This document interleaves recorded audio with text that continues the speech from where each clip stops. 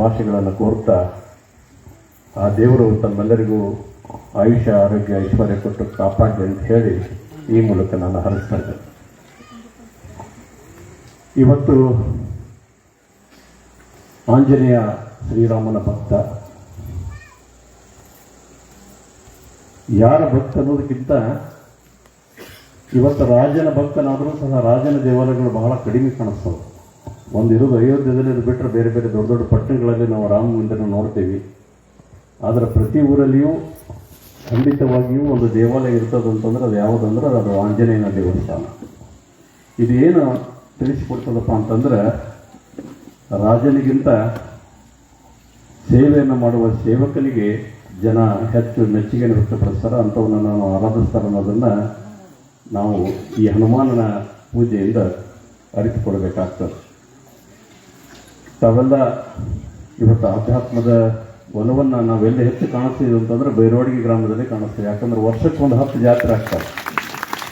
ಪ್ರತಿ ಜಾತ್ರೆಗೂ ಕನಿಷ್ಠ ಒಂದು ವಾರಗಟ್ಟಲೆ ಪುರಾಣ ಪ್ರವಚನ ಕಾರ್ಯಕ್ರಮಗಳನ್ನು ತಾವೆಲ್ಲ ನಡೆಸ್ಕೊಡ್ತಾ ಬರ್ತಾ ಇದ್ದೀರಿ. ಇದು ಬಹಳ ಅವಶ್ಯವಾದದ್ದು. ಯಾಕಂದರೆ ಇದು ಯಾವ ಶಾಲೆ ಕಾಲೇಜುಗಳಲ್ಲಿ ಹೇಳಿಕೊಡ್ದಂಥ ಒಂದು ಜ್ಞಾನ ನಾವೆಲ್ಲಿ ಪಡ್ಕೋತೀವಿ ಅಂತಂದ್ರೆ ಅದು ಪ್ರವಚನದಿಂದ ಮತ್ತು ಪುರಾಣದಿಂದ ನಾವು ಪಡ್ಕೋತೀವಿ. ಯಾವುದು ಮಾಡಬಾರದು, ಯಾವುದನ್ನು ಮಾಡಬೇಕಂತ ಹೇಳುವುದೇ ಗುರುಗಳ ಕರ್ತವ್ಯ. ಮನೆಯಲ್ಲಿ ನಾವೆಲ್ಲ ನಮ್ಮ ಮಕ್ಕಳಿಗೆ ಚಲೋದನ್ನ ಓದು, 100ಕ್ಕೆ 100 ಮಾರ್ಕ್ಸೋದು, ದೊಡ್ಡ ನೌಕರಿ ತಗೋ, ರೊಕ್ಕ ಗಳಿಸು, ಗಾಡಿ ತಗೋ, ಮನೆ ಕಟ್ಟಂತ ನಮ್ಮ ಅಭಿಲಾಷೆ ಇರ್ತದೆ. ಆದರೆ ಪರಮ ಪೂಜ್ಯರು ಹೇಳೋದೇನಂತಂದ್ರೆ, ಸಮಾಜಕ್ಕೆ ಏನನ್ನ ಒಳಿತನ್ನ ನಾವು ಮಾಡಬೇಕು ಮತ್ತು ಸಮಾಜದಲ್ಲಿರುವಂತಹ ದೀನ ದುರ್ಬಲರ ಏಳಿಗೆಗಾಗಿ ನಾವೇನು ಮಾಡಬೇಕು ಅನ್ನೋದನ್ನು ಪುರಾಣ ಪ್ರವಚನಗಳನ್ನು ನಾವೆಲ್ಲ ಕೇಳ್ಕೊತ ಬರ್ತಿದ್ದೇವೆ. ಅದಕ್ಕೆ ಅತ್ಯಂತ ಆಸಕ್ತಿಯನ್ನು ಹೊಂದಿದಂತಹ ಗ್ರಾಮ ಈ ನಾಡಿನಲ್ಲಿ ಯಾವುದಾದ್ರೂ ಇದ್ದರೆ ಅದು ಬೈರವಾಡಿಗೆ ಗ್ರಾಮ ಅಂತಂದ್ರೆ ತಪ್ಪಾಗಬೇಕು. ಪ್ರತಿ ಸಾರಿ ನೀವು ಕರೀತೀರಿ, ನಾವು ಬರ್ತೀವಿ. ನಾವು ಬರೋಕ್ಕೆ ಒಂದು ಮುಖ್ಯ ಕಾರಣ ಅಂತಂದರೆ ಅವರೆಲ್ಲರೂ ಪುರಾಣ ಪ್ರವಚನ ಹೇಳ್ತಾರೆ, ಆದರೆ ನಾವು ಒಂದು 4 ಮಾತು ಆರೋಗ್ಯದ ಬಗ್ಗೆ ಮಾತಾಡೋಣ ಅಂತ ಇಲ್ಲಿ ಬರ್ತಿರ್ತೀನಿ. ಯಾಕಂದರೆ ಬಹಳಷ್ಟು ಆರೋಗ್ಯ ಸಂಬಂಧಿತ ಸಮಸ್ಯೆಗಳನ್ನು ಸಮಾಜದಲ್ಲಿ ನಾವು ನೋಡ್ತಾ ಇರ್ತೀವಿ. ಬಹಳಷ್ಟು ಅಪಘಾತಗಳನ್ನು ನೋಡಿದ್ದೀವಿ, ಬಹಳಷ್ಟು ದುಶ್ಚಟಗಳಿಗೆ ಬಲಿಯಾದಂಥ ವ್ಯಕ್ತಿಗಳನ್ನು ನಾವು ಸಹ ನೋಡ್ತಾ ಇರ್ತೀವಿ. ಕೆಲವು ದಿವಸಗಳ ಹಿಂದೆ ನನ್ನ ಸಹೋದರ ಅಪ್ಪಾಸಾಹೇಬ್ ಪಾಟೀಲ್ರವರನ್ನು ನಾವೆಲ್ಲ ಕಳ್ಕೊಂಡೇವೆ. ಆದರೆ ಒಂದು ಅಜಾಗರೂಕತೆ, ಇದೇನಾಗುತ್ತೆ, ಈ ರೀತಿ ಏನೋ ಆಗಲಿಕ್ಕಿಲ್ಲ ಅಂತ ಹೇಳಿ ನಾವು ಮಾಡೋಕ್ಕೆ ಹೋಗುವಂಥ ಕೆಲಸದಿಂದ ಏನು ಅನಾಹುತ ಆಗ್ಬೋದು ಅನ್ನೋದನ್ನು ಇವತ್ತು ನಾವು ಅರಿತುಕೊಂಡು ನಮ್ಮ ಕರ್ತವ್ಯಗಳನ್ನು ನಾವು ನಿಭಾಯಿಸಬೇಕಾಗ್ತದೆ. ಇವತ್ತು ಸಮಾಜದಲ್ಲಿ ಒಂದು ಸಾಮರಸ್ಯ ಇರಬೇಕು, ಆರೋಗ್ಯವಂತ ಸಮಾಜ ನಿರ್ಮಾಣ ಆಗಬೇಕು ಅಂತಂದರೆ ಅದಕ್ಕೆ 3 ವಸ್ತುಗಳನ್ನು ನಾವು ನಮ್ಮ ಜೀವನದಲ್ಲಿ ಅಳವಡಿಸ್ಕೊಂಡು ಬದುಕಬೇಕಾಗ್ತದೆ. ಅದರಲ್ಲಿ ಪ್ರಮುಖವಾಗಿ ಜೀವನ ಶೈಲಿ ಅನ್ನೋದು ಬಹಳ ಮುಖ್ಯ ಆಗ್ತದೆ. ಜೀವನ ಶೈಲಿ, ಆಹಾರ ಮತ್ತು ಆಧ್ಯಾತ್ಮ ಇವು 3 ಸೇರಿದಾಗ ಮಾತ್ರ ನಾವು ಆರೋಗ್ಯವಂತರಾಗಿರ್ತೇವೆ ಮತ್ತು ಸಮಾಜಮುಖಿಯಾದಂಥ ಒಂದು ಕೆಲಸಗಳನ್ನು ಮಾಡಲಿಕ್ಕೆ ಸಾಧ್ಯ ಆಗ್ತದೆ. ಆರೋಗ್ಯದ ಈ ದೇಹ ಆತ್ಮದ ಅರಮನೆ, ಅನಾರೋಗ್ಯದ ಈ ದೇಹ ಆತ್ಮದ ಸೆರೆಮನೆ. ಸಾಕಷ್ಟು ದಷ್ಟಪುಷ್ಟ ಆಗಿರ್ಬೋದು, ಆರೋಗ್ಯವಂತನಾಗಿರ್ಬೋದು, ಸಾಕಷ್ಟು ಸಿರಿವಂತಿಕೆಯನ್ನು ನಾನು ಹೊಂದಿರ್ಬೋದು, ಆದರೆ ಕಣ್ತುಂಬ ನಿದ್ದೆ ಮಾಡಬೇಕು, ನೆಮ್ಮದಿಯಿಂದ ನಾನು ಬದುಕಬೇಕಪ್ಪ ಅಂತಂದ್ರೆ ನಾನು ಆರೋಗ್ಯವಂತನಾಗಿರ್ಬೇಕಾಗ್ತದೆ. ಭಾಳಷ್ಟು ಶ್ರೀಮಂತರು ನಾವು ನೋಡ್ತಿರ್ತೀವಿ, ವಿಮಾನದಾಗ ತಿರುಗಾಡ್ತಿರ್ತಾರೆ, ಅರಮನೆ ಅಂತ ಮನೆ ಕಟ್ಟಿರ್ತಾರೆ, ದೊಡ್ಡ ದೊಡ್ಡ ಗಾದಿ ಹಾಕೊಂಡು ಮಕ್ಕೋತಾರೆ, ಆದರೆ ನಿದ್ದೆನೇ ಬರೋಂಗಿಲ್ಲ. ಕಾರಣ ಏನಂತಂದ್ರೆ ಅವ್ರಿಗೆಲ್ಲರಿಗೂ ಸಕ್ಕರೆ, BP, ಕ್ಯಾನ್ಸರ್ ಇಂಥ ಸಮಸ್ಯೆಗಳಿರ್ತಾವೆ. ಯಾರು ಎಲ್ಲ ರೋಗಗಳಿಂದ ನಿರೋಗಿಯಾಗಿ ಮತ್ತು ನೆಮ್ಮದಿಯಾಗಿ ಜೀವನ ಮಾಡ್ತಾನೆ ಆತನೇ ಈ ಸಮಾಜದಲ್ಲಿ ಸಿರಿವಂತ ಅಂದರೆ ತಪ್ಪಾಗಲಿಕ್ಕೆ. ಆ ನಿಟ್ಟಿನಲ್ಲಿ ಭಾಳಷ್ಟು ಬದಲಾವಣೆಗಳನ್ನು ಈ ನಾಡಿನಲ್ಲಿ ನಾವು ಕಾಣ್ತಾ ಇದ್ದೀವಿ. 40-50 ವರ್ಷಗಳ ಹಿಂದೆ ಇದ್ದಂಥ ಜೀವನ ಈಗಿಲ್ಲ. 40-50 ವರ್ಷಗಳ ಹಿಂದೆ ನಾವೆಲ್ಲರೂ ಭಾಳಷ್ಟು ಬೆವರನ್ನು ಸುರಿಸ್ತಾ ಇದ್ದೀವಿ ಮತ್ತು ಹೊಟ್ಟಿಗೆ ಏನು ಬೇಕು ಅದನ್ನಷ್ಟು ಊಟ ಮಾಡ್ತಾ ಇದ್ದೀವಿ. ಹೊಟ್ಟೆ ಹೆಸ್ದಾಗ 2 ರೊಟ್ಟಿ ಉಂಡ ಸ್ವಲ್ಪ ನುಚ್ಚು ತಿಂದು ಕಣ್ತುಂಬ ನಿದ್ದೆ ಮಾಡ್ತಿದ್ವಿ. ಆದರೆ ಈಗ ಆದಾಯ ಜಾಸ್ತಿ ಆಗ್ಯದ, ಕಿಸೆದೊಳಗೆ ದುಡ್ಡು ಜಾಸ್ತಿ ಬರ್ತದ್ರಿಂದ ಹೊಟ್ಟೆ ಏನು ಕೇಳ್ತದೋ ಅದನ್ನು ಬಿಟ್ಟು ನಾಲಿಗೆ ಏನು ಕೇಳ್ತದೋ ಅದನ್ನು ಉಂಟ್ಕೊಂಡು ನಾವು ಬದುಕ್ತಾ ಇದ್ದೀವಿ.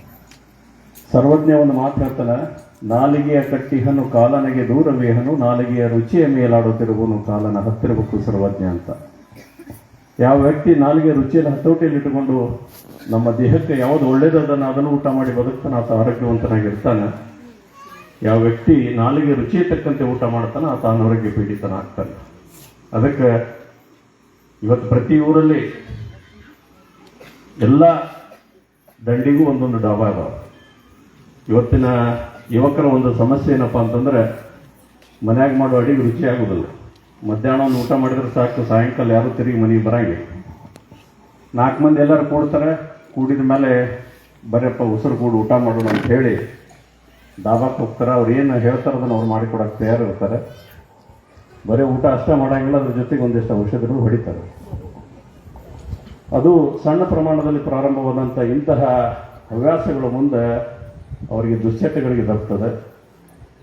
ಕೇವಲ ಯಾವಾಗಲೂ ವಾರಕ್ಕೊಂದ್ಸರಿ, ತಿಂಗಳಿಗೊಂದ್ಸರಿ ಸೆರೆಯನ್ನು ಕುಡಿತಾ ಇರುವಂಥ ಒಬ್ಬ ಮನುಷ್ಯ ಮುಂದೆ ನಿರಂತರವಾಗಿ ಪ್ರತಿದಿನ ಬೆಳಗ್ಗೆ ಎದ್ದ ನಂತರ ರಾತ್ರಿ ತನಕ ಸೇವನೆ ಮಾಡೋರನ್ನ ನಾವು ಭಾಳಷ್ಟು ಜನರನ್ನು ನೋಡಿದ್ದೀವಿ. ಮತ್ತು ಅವರೆಲ್ಲ 40-30 ವರ್ಷ ದಾಟೋದ್ರೊಳಗನೆ ಈ ಲೋಕವನ್ನು ತ್ಯಜಿಸಿ ಹೋಗಿದ್ದನ್ನು ನಾವು ಸಹ ಕಂಡಿದ್ದೀವಿ.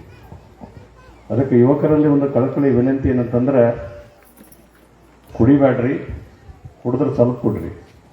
ಹಿಂದೆ ಭಾಳಷ್ಟು ಜನ ಒಕ್ಕಲಿಗರು ಏನು ಮಾಡ್ತಿದ್ರು ಅಂದ್ರೆ ದಿನಂಪ್ರತಿ ದುಡ್ದು ಬರ್ತಿದ್ರು, ಮೈಕೈ ಬ್ಯಾನ್ ಆಗ್ತಿತ್ತು, ಬಂದು ಕೂಡ ಒಂದು 60 ml ಕುಡಿದು ಮಕ್ಕೋತಿದ್ರು.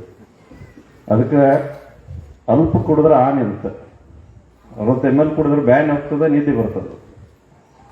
ಸ್ವಲ್ಪ ಜಾಸ್ತಿ ಕುಡಿದೇವು ಅಂದ್ರೆ ನಾವೆಲ್ಲ ನಾಯಿ ಆದಂಗೆ ಆಗ್ತೀವಿ, ಕಂಡವ್ರಿಗೆಲ್ಲ ಬೊಗಳಕ್ಕಂತ ಬೇಕು ಅಂತ ತಿರುಗಾಡೋದಾಗ್ತದೆ.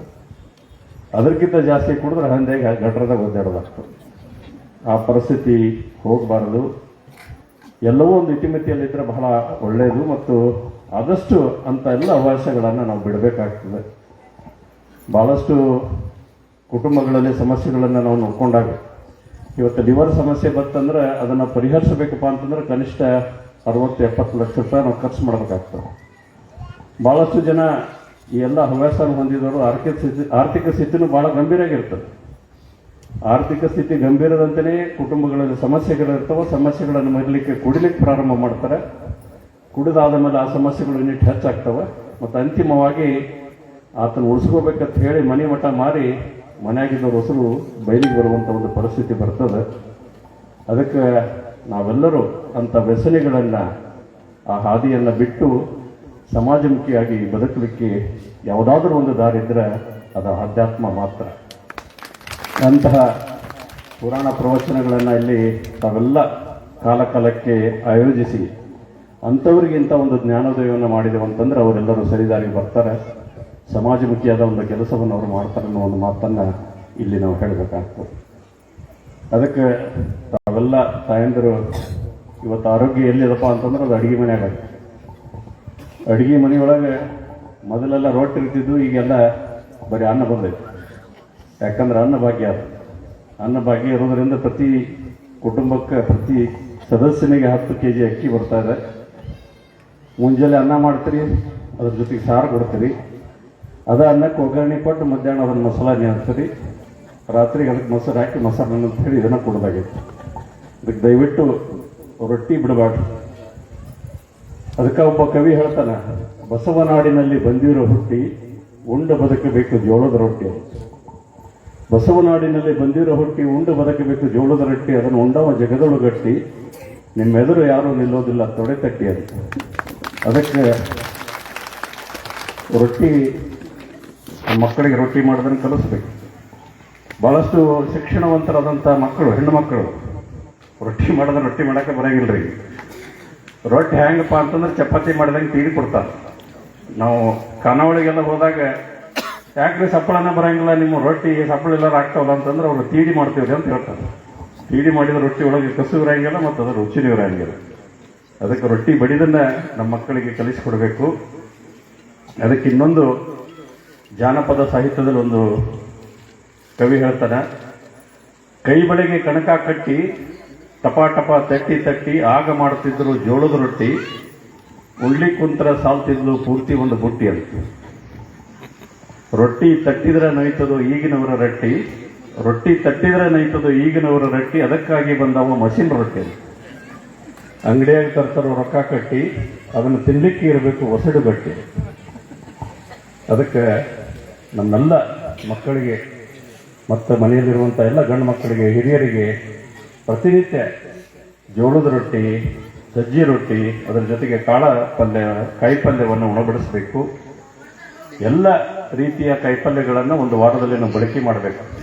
ಮಗು ಬರೀ ಬೆಂಡಿಕಾಯಿ ಇಷ್ಟಪಡ್ತಾನಂತ ಹೇಳಿ 7 ದಿವಸ ನೀವು ಬೆಂಡಿಕಾಯಿ ಪಲ್ಯ ಮಾಡಿ ಹಾಕಿದ್ರೆ ಅಂದ್ರೆ ಅವನಿಗೆ ಬೇರೆ ತೊಂದರೆಗಳು ಚಲೋ ಆಗ್ತಾವೆ. ಅವ ಲೈಕ್ ಮಾಡಲಿ ಬಿಡಲಿ, ಒಂದಿನ ಬಟಾಟೆ ತಿನ್ನಬೇಕು, ಒಂದಿನ ಬದ್ನಿಕಾಯಿ ತಿನ್ನಬೇಕು, ಒಂದಿನ ಚೌಳಿಕಾಯಿ ತಿನ್ನಬೇಕು, ಮತ್ತೊಂದಿನ ಸೌತೆಕಾಯಿ ತಿನ್ನಬೇಕು. ತಾಟದಾಗ ನೀಡಿದಂಥ ಪೂರ್ಣ ಆಹಾರವನ್ನು ಆತ ಊಟ ಮಾಡಿ ಖಾಲಿ ಮಾಡಿದ ನಂತರನೇ ಅವನಿಗೆ ಉಳಿಸುವಂಥ ಒಂದು ಪ್ರವೃತ್ತಿಯನ್ನು ನಾವು ಬೆಳೆಸಬೇಕು. ಭಾಳಷ್ಟು ಜನ ಶಾಲೆಯಿಂದ ಬಂದ ನಂತರ ಮಕ್ಕಳೆಲ್ಲ ಹಠ ಮಾಡ್ತಾರಂತ ಹೇಳಿ ನೀವೆಲ್ಲ 10-20 ರೂಪಾಯಿ ಕೊಟ್ಟು ಅವ್ರು ಅಂಗಡಿಗೆ ಹೋಗಕ್ಕೆ ಕಳಿಸ್ತಾರೆ. ಅಂಗಡಿಗೆ ಹೋದ್ಮೇಲೆ ಅವ್ರು ತರೋದು ಕುರ್ಕುರೆ, ಚಾಕ್ಲೇಟು, ಐಸ್ ಕ್ರೀಮು ಅಥವಾ ಕೇಕ್ಗಳನ್ನು ತಂದು ತಿಂತಾರೆ. ನಾವೆಲ್ಲ ಒಂದು 10 ವರ್ಷಗಳ ಹಿಂದೆ ಒಂದು ಸಂಶೋಧನೆ ಪ್ರಕಾರ ದೇಹದಲ್ಲಿರುವ ಲಿವರ್ ಯಾವುದರಿಂದ ಭಾಳ ಹಾನಿ ಆಗ್ತದಂದ್ರೆ ಕುಡಿತದಿಂದ ಹಾನಿ ಆಗ್ತದಂತ ನಾವು ತಿಳ್ಕೊಂಡಿದ್ದೀವಿ. ಅದ ಪ್ರಸ್ತುತ ವಿದ್ಯಮಾನದಲ್ಲಿ ನಮ್ಮ ಮಕ್ಕಳಿಗೆ ಲಿವರ್ ಹಾನಿ ಜಾಸ್ತಿ ಆಗ್ತದೆ. ಅದಕ್ಕೆ ಮುಖ್ಯ ಕಾರಣ ಅಂತಂದರೆ ಅವರು ತಿಂತಾ ಇರುವಂಥ ಒಂದು ಬೇಕರಿ ಐಟಮ್ಗಳು. ಅದಕ್ಕೆ ಮಕ್ಕಳು ಹಠ ಮಾಡಿದ್ರೆ ಅವ್ರ ಕೈಯಾಗ 10-20 ರೂಪಾಯಿ ಕೊಟ್ಟು ಕುರ್ಕುರಿ ತಿನ್ನೋದಂತ ಹೇಳಬೇಡ್ರಿ. ಅವರಿಗೆ ಹಣ್ಣು ಹಂಪಲು ತಿನ್ನುವಂಥ ಒಂದು ರೂಢಿಯನ್ನು ಹಾಕಿದರೆ ಮಕ್ಕಳು ಆರೋಗ್ಯವಂತರಾಗಿರ್ತಾರೆ ಅನ್ನೋ ಮಾತನ್ನು ಹೇಳಬೇಕಾಗ್ತದೆ. ಅದಕ್ಕೆ ಒಳ್ಳೆಯ ಆಹಾರವನ್ನು ನಾವು ಸೇವನೆ ಮಾಡಬೇಕು. ಅದರ ಜೊತೆಗೆ ಪ್ರತಿನಿತ್ಯ ಕನಿಷ್ಠ 2 ಗಂಟೆಗಳ ಕಾಲ ಬೆವರು ಸುರಿಸುವಂಥ ಒಂದು ಕೆಲಸ ನಾವು ಮಾಡಬೇಕಾಗ್ತದೆ. ಈ ನಾಡಿನ ಶ್ರೇಷ್ಠ ಹೃದಯ ರೋಗ ತಜ್ಞರಾದಂಥ ಡಾಕ್ಟರ್ ಮಂಜುನಾಥ್ ಅವರು ಹೇಳ್ತಿರ್ತಾರೆ, ಯಾವ ಮನುಷ್ಯ ಪ್ರತಿ ದಿವಸ ದೇವರ ಮುಂದೆ ಕೂತು 10 ನಿಮಿಷ ಧ್ಯಾನ ಮಾಡ್ತಾನೆ ಆತನ ಆಯುಷ್ಯ 10 ವರ್ಷ ಜಾಸ್ತಿ ಆಗ್ತದೆ. ಯಾವ ಮನುಷ್ಯ ಪ್ರತಿ ದಿವಸ ಒಂದು 6-7 ಕಿಲೋಮೀಟರ್ ನಡೆದು ಹೋಗಿ ಬೆವರು ಸುರಿಸ್ತಾನೆ ಆತನ ವಯಸ್ಸು 10 ವರ್ಷ ಜಾಸ್ತಿ ಆಗ್ತದೆ. ಯಾವ ಮನುಷ್ಯ ತಂಬಾಕು ಸೇವನೆ ಮತ್ತು ಈ ಸೆರೆ ಸೇವನೆಯಿಂದ ದೂರ ಇರ್ತಾನೋ ಆತನ ವಯಸ್ಸು ಇನ್ನೊಂದು 10 ವರ್ಷ ಜಾಸ್ತಿ ಆಗ್ತದೆ. ಹಂಗೆ 40-50 ವರ್ಷ ಹೆಚ್ಚು ಬದುಕಲಿಕ್ಕೆ ಒಂದು ಅವಕಾಶ ದೇವರು ನಮಗೆ ಕೊಟ್ಟಿದ್ದಾನೆ. ಎಲ್ಲ ಸಂಪತ್ತುಗಳಲ್ಲಿ ನಮಗೆ ದೇವರು ಕೊಟ್ಟಂಥ ಒಂದು ಅಮೂಲ್ಯವಾದ ಸಂಪತ್ತು ಅಂದರೆ ಈ ದೇಹ. ಈ ದೇಹಕ್ಕೆ ಏನು ಬೇಕೋ ಅದನ್ನು ನಾವು ಉಣಬಡಿಸಬೇಕು. ಭಾಳಷ್ಟು ಜನ ನಾವೆಲ್ಲ ಕಾರ್ ತಗೋತೀವಿ, ಬೈಕ್ ತಗೋತೀವಿ. ಆ ಕಾರ ಬೈಕಿಗೆ ಪೆಟ್ರೋಲ್ ಬೇಕಂದ್ರೆ ಪೆಟ್ರೋಲ್ ಹಾಕ್ತೀವಿ. ತಪ್ಪಿ ಡೀಸೆಲ್ ಹಾಕಿದ್ದೇವೆ ಅಂದ್ರೆ ಆ ಟ್ಯಾಂಕ್ ತೊಳಿಸಿ ಅದನ್ನು ಶುದ್ಧ ಮಾಡಿ ಮತ್ತೆ ಪೆಟ್ರೋಲ್ ತುಂಬಿ ಆ ಗಾಡಿ ಓಡಿಸ್ತೀವಿ. ಹಂಗೆ ದೇವರು ಇದಕ್ಕೆ ಬರೀ ನೀರು ಕುಡಿಬೇಕು, ಆಹಾರ ತಿನ್ನಬೇಕು ಮತ್ತು ಗಾಡಿ ತಗೋಬೇಕಂತ ಹೇಳಿ ಕಳ್ಸೋಣ. ಅದಕ್ಕೆ ನೀವು ಸೆರೆ ಹಾಕಿದ್ರಂದ್ರೆ ಅದು ಹಾಳಾಗ್ತದೆ. ಅದಕ್ಕೆ ದುಶ್ಚಟಗಳಿಂದ ನಾವೆಲ್ಲರೂ ದೂರ ಆಗಬೇಕು.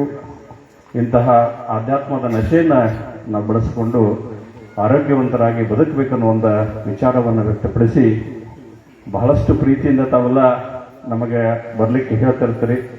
ಪ್ರತಿ ಸಲ ನೀವು ಹೇಳಿದಾಗ ನಾನು ಭಾಳ ಸಂತೋಷ ಅನಿಸ್ತದೆ. ಯಾಕಂದರೆ ಇಷ್ಟೊಂದು ಜನ ಆಧ್ಯಾತ್ಮದ ಆಸಕ್ತಿ ಉಳ್ಳವರು ನೀವೆಲ್ಲರೂ ಎದಿರಿ ಅಂದ ಮೇಲೆ ಇಲ್ಲಿ ಬಂದು 4 ಆರೋಗ್ಯದ ವಿಚಾರಗಳನ್ನು ಪ್ರಸ್ತುತಪಡಿಸ್ಬೇಕಂತ ಹೇಳಿ ನಾನು ಮೇಲಿಂದ ಮೇಲೆ ಬರ್ತಾ ಇರ್ತೀನಿ.